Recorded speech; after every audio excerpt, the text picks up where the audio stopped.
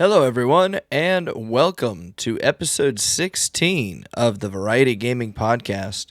Today's featured game is Kingdom Hearts, and later we'll find out what's that game. Joined, as always, my I chose default facial hair option number 2 co-host, Atrax. Tell us about the game. Yeah, generic circle bearded co-host Atrax here with the Kingdom Hearts franchise, developed and published by Square Enix. Kingdom Hearts is the story of light overcoming darkness with the power of friendship, not to be confused with My Little Pony. Kingdom Hearts is a series of action role-playing games developed and published by Square Enix under the direction of Tetsuya Nomura. Oh, I hope I said that right. The series is a collaboration between Square Enix and Disney. Available on the PS2, PS3, PS4, PS5, PC, Xbox One, Xbox Series, and also the Nintendo Switch. The original release date for the very first game was March 28th, 2002.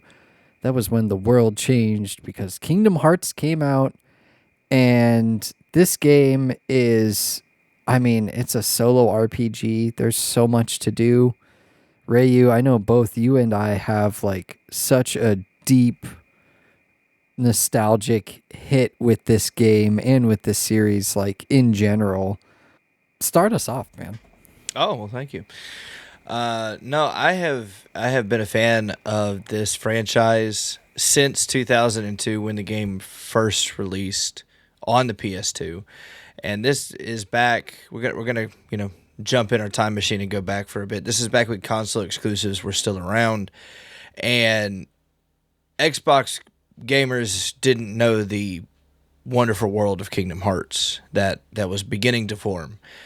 And you're absolutely right, Atrax. The world did change because this game, I don't think I've ever seen a game have such positive reviews as a solo. Now, even more recently, Kingdom Hearts 3 having been released, it's still a positive game. It's still something that everybody loves and has enjoyed. This game, for me, brought me into the world of Final Fantasy. It brought me into the world of RPGs because at the time that this game had come out, I was younger.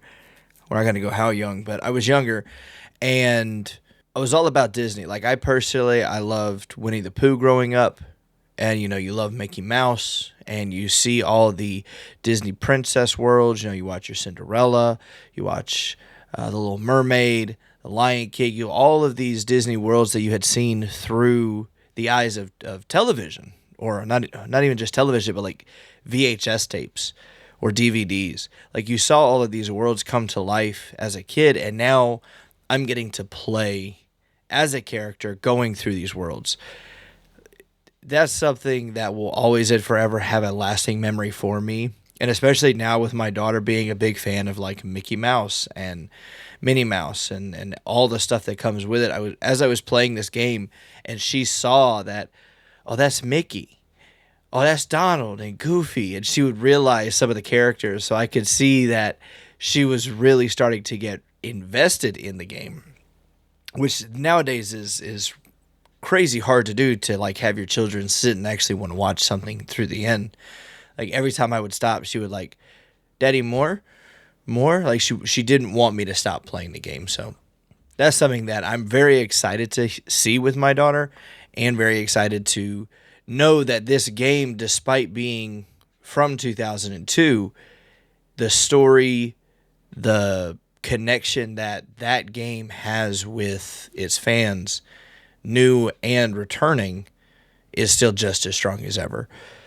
The one thing that always made it a little bit difficult, the different spin-offs in the games, or not necessarily spin-offs, the different branches when you got into the story of Kingdom Hearts always made it a little bit more complicated, because you would hear about Ansem, or you would hear about, what happened before with the Heartless, and then you hear what happened about all these Keyblade Masters before, and it just all started to get very complicated. Thankfully, if you do go to kingdomhearts.com, you can take a look there, and it will give you a linear, here's how you should play the story if you don't want to be confused by the games, by what's happening, which is really cool. I'm glad that they do that, because if you try to do this just, I'm going to play Kingdom Hearts 1, then I'm going to play 2, but wait, who's this guy in 2?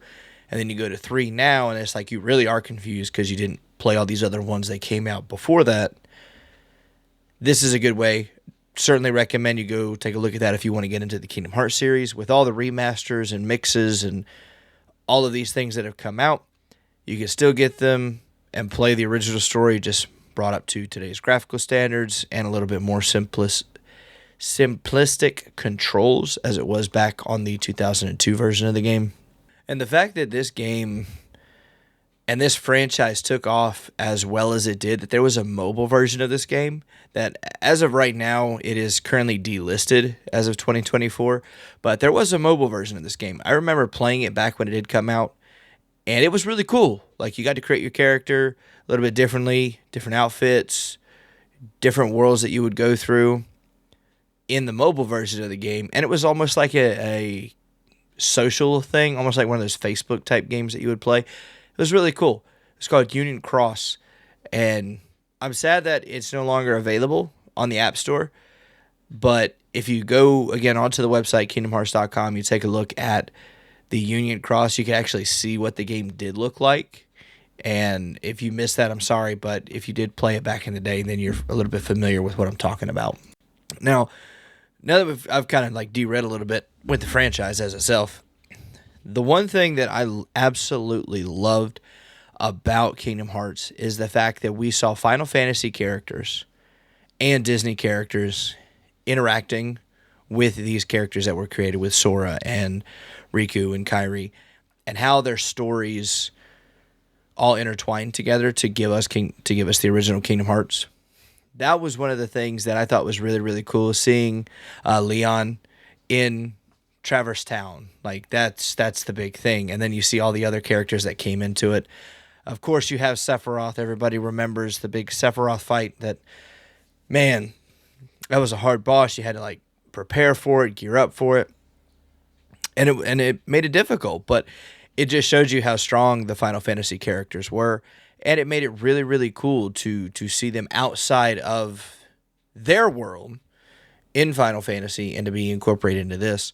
And then the Disney characters, what I really appreciated was the interactions from the Disney villains.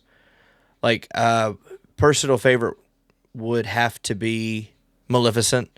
Just how she's just so deeply invested throughout the entire game, up to the point where you beat her in, I believe it's Hollow Bastion. And just how you see her hand in just like everything. You'd get these little cutscene videos of like, oh, Maleficent was there while you were walking away, and then it's like you play the game and you're like standing where she was, and all of these things. The interactions with what they were looking for as opposed to what you're looking for, and how they're kind of crossing paths, and then the whole story with Riku. It just made the game really hook me and makes me want to play it. And even like going back and playing it on the harder difficulties just to see, am I good enough to beat this? Like, I feel like this was the like Dark Souls before the Dark Souls. You know, you go not on beginner mode, but you went on proud mode. And that's where your timing, and you had to counter the different elements, and it really brought the difficulty spike to the more experienced gamers. So I like how they incorporated that. But the fact that the characters weren't, I think what I'm trying to say is, we were not shortchanged on the characters that Disney said, yes, go ahead and use these characters in whatever capacity you want. I mean, we got Tinkerbell, we got Peter Pan, Tarzan and Jane, like all of the characters that were big staples in their movies coming into this as the heroes or the villains or these side plot characters that just made the worlds feel true to themselves. It's not just that we had the opportunity to go to the deep jungle of Tarzan, but no, now I'm sliding down the vines with Tarzan, and I'm fighting this giant iguana that's the heartless beast for Clayton, and all of these things just made it really feel well polished, and brought it together. It didn't really lack any of the immersion value to it. So that's one of my favorite things there. I've mentioned some of the different worlds that you do get to experience. By far, hands down, favorite world across all of the games currently, Halloween Town. The Yep, original Halloween Town. I agree.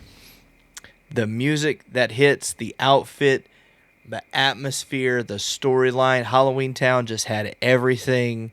And I feel like that's at like the midpoint of the game. So like you really are appreciating your build that you went with for Sora and Donald and Goofy. And then you got to have Jack Skellington, and it was just fun. Love Halloween Town. But one thing that I do appreciate is that when you did go back to these worlds in like Kingdom Hearts 2, Kingdom Hearts 3, even like some of the Rechain of Memories and branched off other titles, the story would continue. Like they would know who you were. Like it wasn't a surprise that you would go back to Halloween Town in the instance in 2 of Nightmare Before Christmas.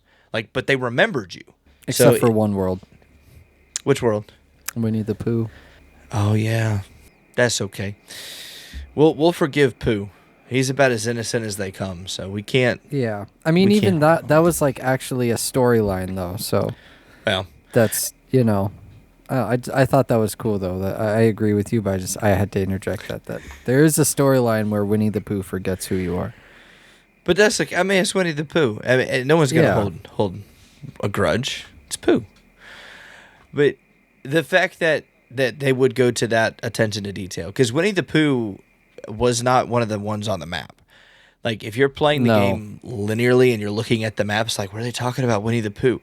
You had to find the pages to the 100 Acre Wood story and the 100 Acre Wood story, I can't remember, but because I haven't gotten all the way through it, I don't think there's any fighting. I think it's all mini games. You don't fight any I don't think you fight any Heartless. It's just all these small little mini games with Pooh and Tigger and Rabbit. And then that was just one of the worlds that you got to lock the key and seal it off. And I was just the fact that they put the attention to detail in these smaller little mini games, but it was still its own little world. And then that again in 2, and you got a Keyblade for it. I remember you got a Keyblade for doing that one. So it's always fun to do that. And then, that's another thing, mini games with Kingdom Hearts. The 101 Dalmatians that are scattered across the worlds, just finding them and going back and visiting Pongo and being able to get rewards for them. There was so much that was put into the game as far as all of the stories in collections, even training, going to get Merlin. And being able to interact with Merlin, that's where the 100 Acre Woods was. Being able to interact with the fairy godmother from Cinderella. Like just all these little things that they put into it. But the unique story for each of those worlds is what I really did appreciate. Because as I mentioned it before, the immersion and the level of detail they put into it, not just in the characters and the interactions with the characters, but also the enemies. Like, if you go into Deep Jungle, you're fighting Monkey Heartless, and you're dealing with them throwing bananas, and you're dealing with them, like, jumping and sliding and doing all these things, and their attack style is completely different than the regular Heartless you fought at the very beginning. Going into Halloween Town, you're dealing with, I think those were more... You had like the Skelly Mans and the That's what it pumpkin heads and the flying guys. Yeah. And when you got into Atlantis, it was all the fish, and they would, oh my God, I remember jellyfish. The fish. Yeah, all the jellyfish. And then it's just all of those different types of things that really made the world, the story for the world, all that much more, again, immersible. I think that's the right word for it. Because it's not, okay, I'm fighting the same exact enemies over and over and over and over again. It's just you're putting it on a different planet or a different, backdrop. No, now they're unique. So that keeps the game going a little bit further for you. And they get harder as you level up. So that keeps the game going further for you. And it's just, it all just flowed so well together that by the time you realize, how many hours you've sunk into the game, you've beaten the game, and you're ready to go on to the next one. So But that was my experience with Kingdom Hearts this most recent playthrough. Atrax, what about yourself? So I'm going to continue with your story, talking about the story in the worlds, because this is to me, I think the Kingdom Hearts franchise, 1 and 2 specifically, are probably some of the best well made games just ever, like in general. It's a solo, I think it's probably the best solo RPG just on, like, it is the top of my list every single time for solo RPGs because there's so much to do, but it's simple. It's very clear and you understand what you need to do, but it's not so simple that it's boring of just like, oh, okay, yeah, run over here, do this, do that. Like the world, you mentioned already how each world has its own different types of heartless and also different storylines, but they're not so isolated from each other that they don't connect into the larger storyline, and they're not so, like, the larger storyline isn't so overwhelming that you get lost in the smaller storylines when you're visiting them. Like, it's, I feel like the game has a very good balance of back and forth. You reach a new world and you're like, whoa, hey, we're trying to accomplish this goal. And then there's some sort of problem that arises, and it's very clear, okay, we need to do this. So then you go and you do that, and then you learn more about the world. Oh, okay. Like, for example, in the Atlantis world, right? You hear about Ursula and her banishment from the castle, and then Ariel is constantly wanting to wonder about faraway worlds. And so then Sora and friends show up and they're like, well, you're not from around here. And so then there's that little conflict back and forth. And then Ursula's like, oh, tells Ariel, oh, well, I can help you. And so there's like all this conflict in between. But then earlier on, before you even reach Atlantis or Atlantica, there are a couple of scenes where it's not very much, but just a couple of scenes where Ursula is sprinkled in to the larger plot. So, like, as a villain for that world, she ties into the plot as a whole, which then helps you further the story. Like, you still, it's not just, oh, we have to go to this world because of blah blah blah. Like, Ursula is a villain. There is clearly a reason and something to figure out here in this world. Like, it feels very meaningful to travel to each individual world. Like, the worlds don't just feel, oh, here's another world that I just have to go through because, like, whatever brought me here. All the worlds are tied together in a large story, and each one has a piece of information to offer, which I think is super, super cool. You can also see which levels they took risks on because the level design is different from world to world. Atlantica has different mechanics. I think you're a dolphin is Sora's, like, transformation, and Donald is an octopus and Goofy is a turtle. So, like, you have to swim. So your fighting mechanics are actually slightly adjusted for Atlantica. You mentioned the Winnie the Pooh world. Olympus in Kingdom Hearts 1, Olympus is purely a tournament-based world. So all of the battles that you fight there are done tournament-based. And it's actually kind of fun to just go through and play some of the tournaments. It's just nonstop action in an arena, but they're kind of difficult because you're fighting different waves of the different Heartless. But then there's also, at the end of those, you get to fight some heroes too, like some of your friends. You've got Leon and, is it Yuffie? I think it's Leon and Yuffie in one of them. You fight Hercules in another tournament. So you get to fight some of your friends too.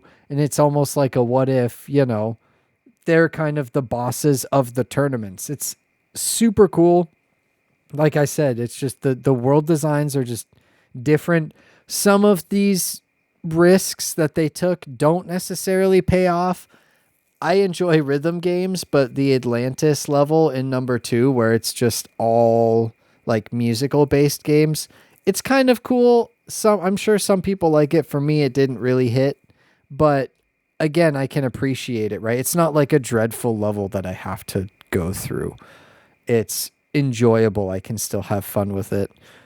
One other thing that I wanted to mention too, and this is something that will be kind of lost if you weren't there. It's kind of one of those you had to be there moments, but the upgrade from Kingdom Hearts to Kingdom Hearts 2 was just so good without completely ruining the experience of the first one. I can still go back and play number 1 and enjoy it just as much as playing 2, but 2 built on everything that 1 was and made it either better or tried something new in addition to having what you used to have. Like for example, in 2, you have to visit each world twice. And each time you visit the world, they have a different story. That is, to me, super, super cool. In 1, you just, go through once. But in number 2, you go back. And you would think, oh, you have to go back and play the same level, like that sucks. No, there's different stories, and even though you know the layout of the map, and it makes it kind of easier. Oh, I need to go here for the story, I need to go there. In some maps, they unlock different areas of the map in the second time you go through it, which makes it incentivizes you to go back and play those worlds. I think that is super cool. I think it's a cool adaptation that they did from 1 to 2. The upgrade from 2 to 3, it was good, but I think 3 people kind of, I don't know. 3 is really, really good. Don't get me wrong. I'm not saying it's not, but the difference between 1 to 2 is so much greater than the difference between 2 to 3, at least in my opinion. I don't know. Maybe Rayu has a different thought on that, but I don't know. For me, 1 to 2 was like, that's how you do a sequel. I will agree that the transition between those as a sequel was fantastically done. The only thing I will say is that I feel like there was more anticipation for 3 because it was so long between the second and the third version of the game. And That's then you true. have all of these new Disney worlds that are coming out. So you had Frozen that was in 3. You had Big Hero 6 that was in 3. You had Pirates of the Caribbean that was in 3.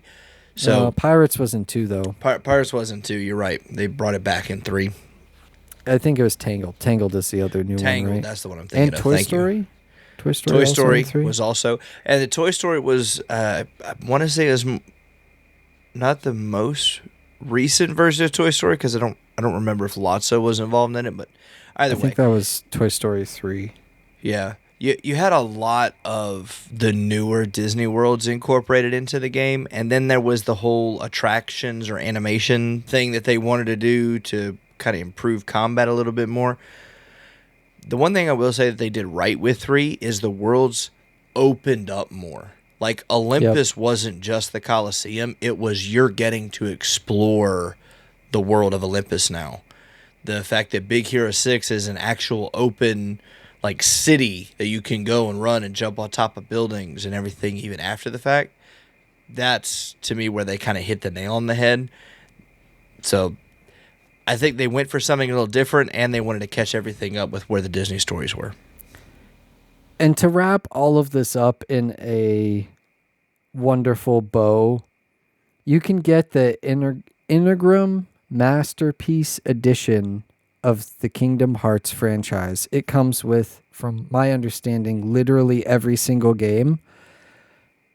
Full price is $100.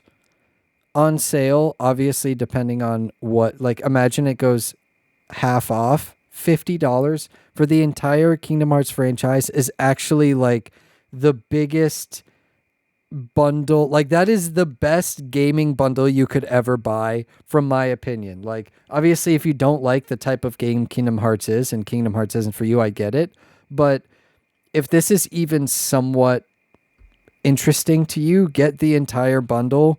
Because just buy, like, if you spend $60 on the 1.5, 2.5 HD remix, like, at that point, just spend the extra for it. Get literally everything.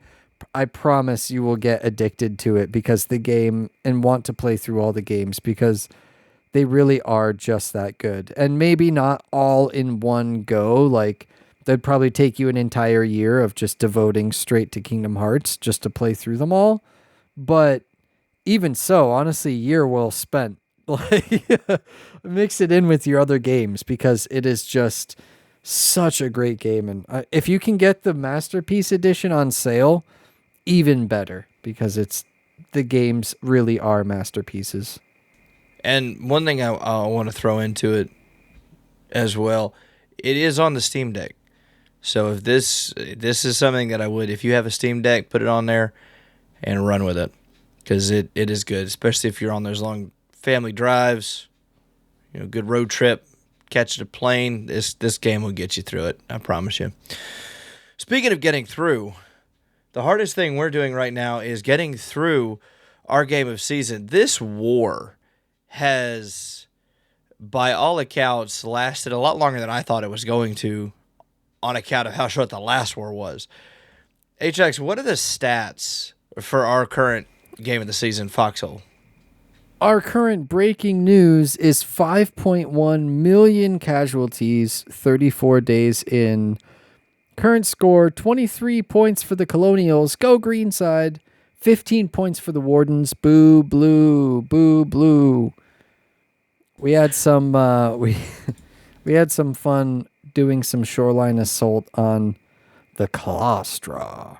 The Colostra, and it was claustrophobic on that naval vessel as we were pouring out of it. The artillery from the ship was actually really good, the bombardment, but we just could not get a foothold. Eventually, we had to back out of there. But we had some good fighting. We had some good times fighting over there. We're pushing up. So the Colonials are like pushing up through the middle, and Wardens kind of seem to have the naval superiority on the west and east sides. I'm sure I'll put up a map for all of you people watching the video. You can check out a video and see the current war map as of this recording anyway. But that's the current score, and that's how it's been. I've been enjoying it. It's fun to like follow this and just see like every single week. Oh wow, we pushed this, but whoa, they really pushed that. The map is changing, and it's really just a tribute to how this game is in general, like the nature of Foxhole over time, how things change. And I agree with you. The war is going on a lot longer than I thought it would, but maybe that's just because we need to play just a little bit more, huh, Ryu? Yeah, definitely want to throw some more support towards our brothers and sisters that are out there putting their lives on the line. The naval vessel was interesting. I will agree it was a little claustrophobic. The collision animations between the doorways when you spawn in, and like everyone was getting like jammed right there. Plus, that's where all the infantry supplies were, and like you said, we just couldn't grab a foothold. There were times where we would push past the shoreline, and we'd get into a point where, all right, cool, now we can like start kind of pushing into town, and then just all of a sudden we were getting pushed back further. So the fact that there are multiple little skirmishes and battles going on in the different areas. If you're looking at the map Atrax has up there, for some reason, the middle of the map is just where everybody wants to push and drive straight to the heart of something. Whereas the Wardens are going for like this almost wraparound technique and just kind of isolate us from our reinforcements in the back line. So it is really cool to see the different strategies and the different squadrons and just how everybody works so well together. You mentioned the artillery bombardments from the ship. That was great. The people in the guns, the people loading the guns, like it was running like almost a well-oiled machine. If we could have gotten a little bit more infantry support down there, we probably would have gotten a nice little foothold. As we're talking, though, they are pushing very hard. If this live map is accurate, we're fighting for some good positioning there. But I think for me, after experiencing aiming again with infantry combat, I'm not a fan. I'm not gonna lie. I'm not a fan of the aiming for it. It's something that's gonna take some getting used to if I want to go down, but I think I'm gonna stick with the logistics moving forward.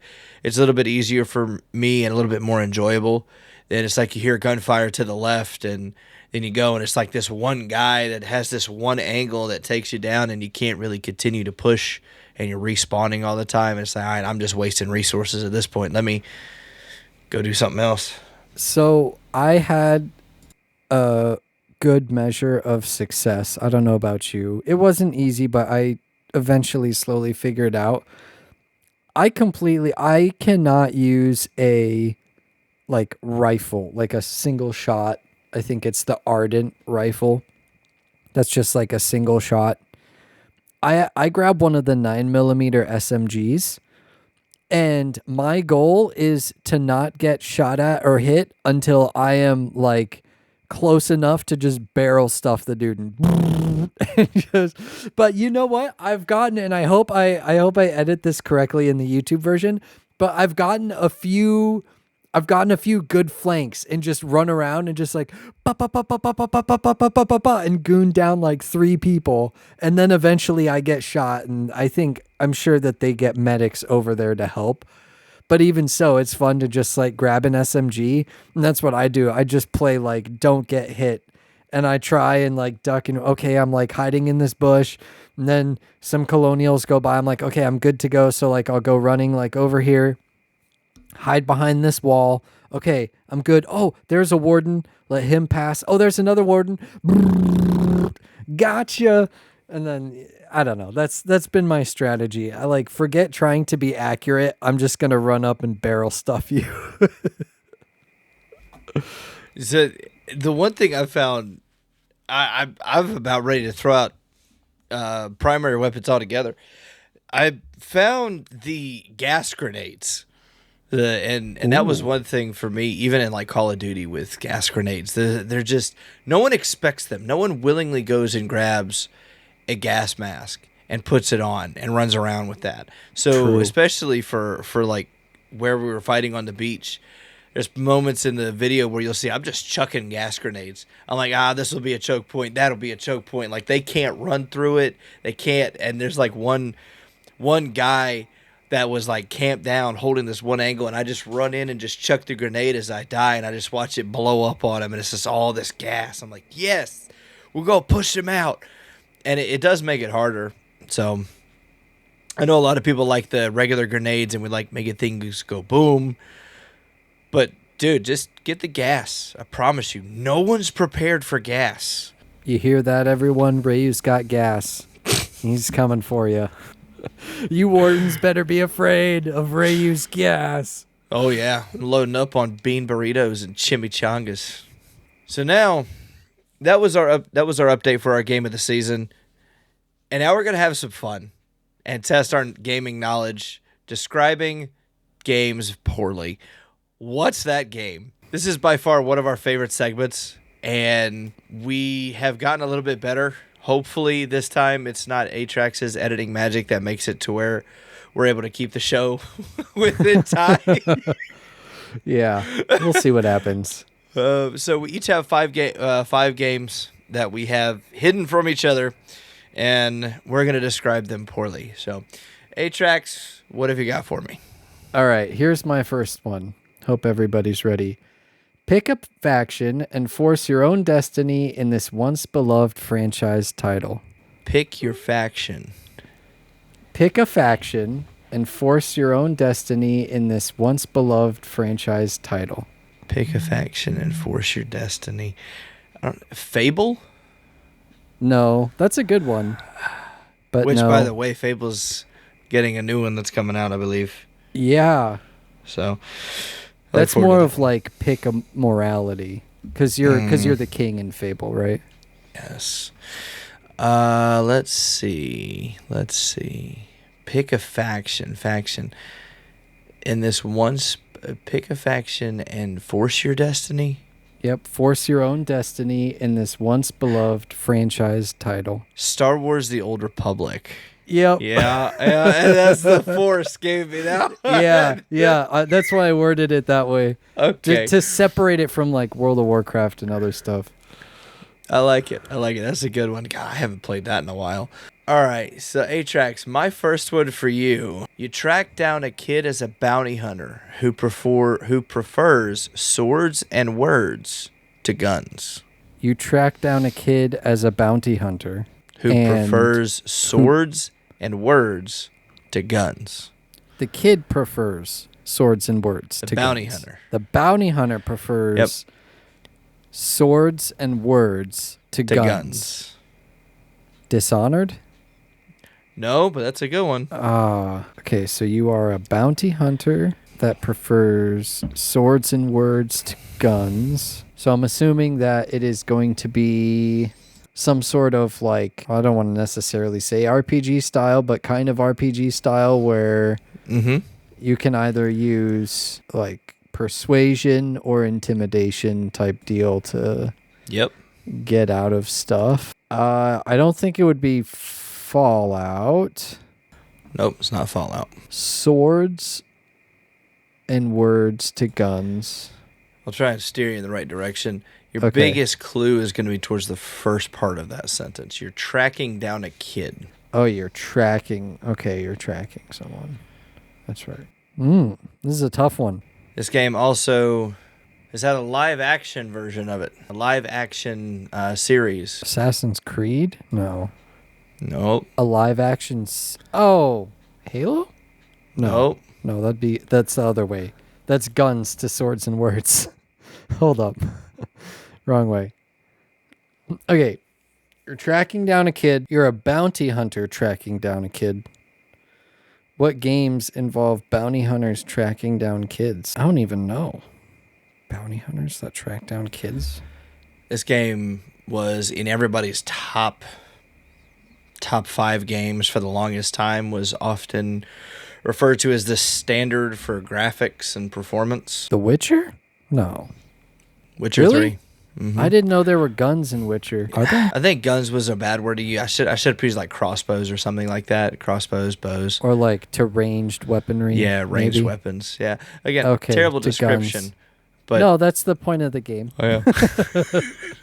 That's the purpose. Okay, The Witcher. Okay. All right, I got you. All right, I have a feeling you'll get this one, but it was fun to think of. Okay. Kia! This game is all about flipping and grinding to advance your career. Tony Hawk Pro Skater? Yeah. That's awesome. Oh, man. Aren't we getting a new skate or a new Tony Hawk? I hope so. Skater. Oh, man, that'd be great. There's Session Skate Sim, but yeah. Okay. Yeah. All right, number 2. All right, this one is you might get it if you know it. If you don't, it's going to take you the rest of the show. Oh. The standard of all looter shooters. Borderlands? Oh, okay. Yeah, you got it. Yeah, man. Dude, I remember when it was back in the day, it was either that game or Modern Warfare 2. I picked Modern Warfare 2. I regret it. I should have picked Borderlands, dude. I should. Such a good looter shooter, man. I should have picked it. Yeah, dude, I agree. That is the standard for looter shooters, 100%. Okay. This one I think is probably the most difficult. Give people the breaking news in this old school wild ride. Give people the breaking news in this old school wild ride. I don't know why I want to go to like Simpsons Run or something like that. No. Do you deliver news in that one? Maybe. I thought Hit and Run was like just... I mean, it was probably just that, but I just remember instance you're at Bart and you happen to catch your principal, and he's like, it's all right, Bart, we're both playing hooky today, and then you just kind of drive. It's like, I don't know, maybe there was like a mail delivery thing in there. The breaking news in this old school wild ride. I feel like wild ride is a key point to this. I would argue that like of the sentence, it's probably the less helpful information, but is it? I would say it's still important. I don't know why like Bully comes to mind, that Rockstar game Bully. No, because that's a good game, but yeah, we need another one of those. So okay, I'll give you another hint. Even more old school than that. Deliver the breaking news in this old school wild ride. Old school than Bully. Bully was on PS2. So we're going like original PlayStation era? Or older than that? Let me look. I will look up when this game exactly came out. Because like it could have come out before I played it. You playing like a mailman simulator? Got enough of those Sims now. To be honest, basically, it's not Mailman Simulator. I want to be a real boy. Yeah, this is definitely an old school game. Oh, dude. Would you like another hint? Yeah, I'm gonna need one. You're going This way game, this game is older than both of us. back. Oh. Okay. Delivering news to people? Deliver the breaking news in this old school wild ride. So now because you know that the old school is old school, I would say wild ride is more pertinent information to think about. Old school wild ride. Yeah, I see you Googling over there. No, I'm not Googling that. Believe me, I'm not. For those who don't know, his screen went from full white to just dark. Yeah, it went dark. Oh, that's funny. Old school wild ride. I'll think on it. I'm going to keep thinking about all right. it. We'll come back to number 3. Yeah, we'll come back to number 3. I'm going to give you one here. All right. All right, 2 words. Criminal clowns. Payday? Yep. Yeah. Yep. So back to the other one that I did. No, I'm just kidding. Criminal clowns. Yeah, that one's a gimme. All right. Do you want another one? Yeah, give me another okay, one. all right. This one's easier. We shall teach you our peaceful political ways through the use of military force. What in the world? I don't know why All right. Helldivers 2 just comes to mind. That's it. Oh, okay. That's funny. I had to leave democracy out of it, so I was like, Yeah. Okay, that's fair. Yeah. All right. This one, I think this is going to be the one that gets you. 3D tower defense. My mind immediately went to Angry Birds, but that's literally 2D. 3D tower defense. 3D tower defense. Well, Tribes of Midgard is kind of like, but that's more town defense than tower defense. Mm-hmm. 3D tower defense. Oh, what were those games called? It was like Savant or something like that. What were these games called? Sanctum. That's what it was called. Sanctum. Yep. Was that it? Yeah, I had to. Okay, more Sanctum 2, but I'll give Sanctum 2. Okay, Sanctum. as soon as you said 3D tower, I was like, oh, that's right. There's this like, dang, that's a game from 2013. Yeah, that's a good game too. I Still haven't is. played that forever, dude. Still a good one. Oh my goodness. Sanctum. All Good right. times. Okay. Hit me with the next one. Here's number 5. A pizza delivery driver fights crime in a big city. Spider-Man. Yep. Specifically Spider-Man 2 because that's where the pizza music comes from. Gotcha.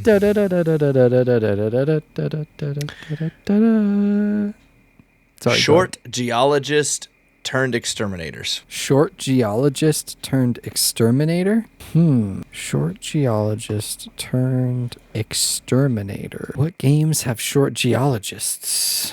And what would you exterminate? Let's see. Kill it with fire? It's a game about like burning your house down because there's a spider. Oh, I don't know. I thought you were talking to my wife recently about the spider that she found. Oh, no. Okay, let's see. Short geologist turns exterminator. I might need a hint on this one. There was a time that we were all playing this. You, me, and a bunch of the people in our circle. At various points, but we all played it. At various points, but everybody in our circle has played it. Short geologist turns exterminator. Everybody's played it. Ugh, I hope it's not Throne in Liberty. No, it's not. Okay, good. Oh. It's not Throne of Liberty. I still can't get over your mail delivery, whatever it's called, right now. Give people the breaking news in this old school wild ride. It's funny because I have a special bonus question too. Is your game on the PlayStation collection? That's where you got it from? No, this is literally like This is one of those games I played a lot on my Game Boy as a kid, and I just thought like because we Foxhole and breaking news, and I was like, oh, I can incorporate that into a game. I really hope that somebody out there knows about this game when I eventually reveal it. Okay, short geologist turns exterminator. Short geologist, so someone who studies rocks. No, no, because we haven't all played that at one point. Oh, I know. Is it Deep Rock Galactic? Yes, it is. Yeah! It clicked. I was like, oh my goodness. That's crazy. I'm glad you got that one. All right, what's your bonus one before I tap out on that third one? Okay, all right. This is Morbo's Game of the Year every year. Morbo's Game of the Year every year. Yeah. And the hint, because it's a bonus question, is you have to know who Morbo is. Who is not a video game character. Yeah, oh man. All right, I'm gonna give this one away. If you are listening and you want to guess on either of the last two, specifically the bonus question, go ahead and pause because I'm gonna give it away. Okay, so it's Morbo from Futurama. Have you watched Futurama? Not in a long time. Oh, okay. So Morbo from Futurama says, my favorite game of the year is Doom!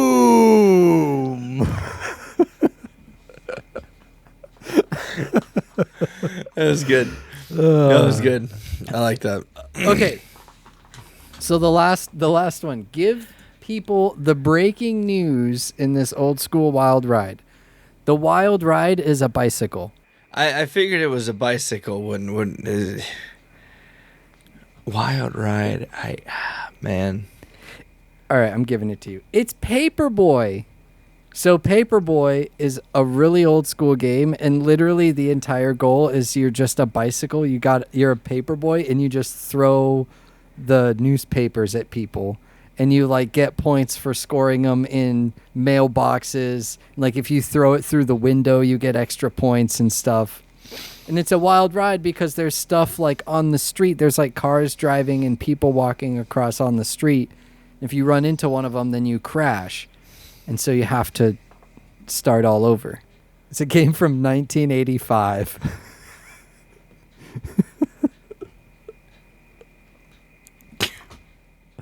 The silence at this point is just stunned that this game made it onto your list.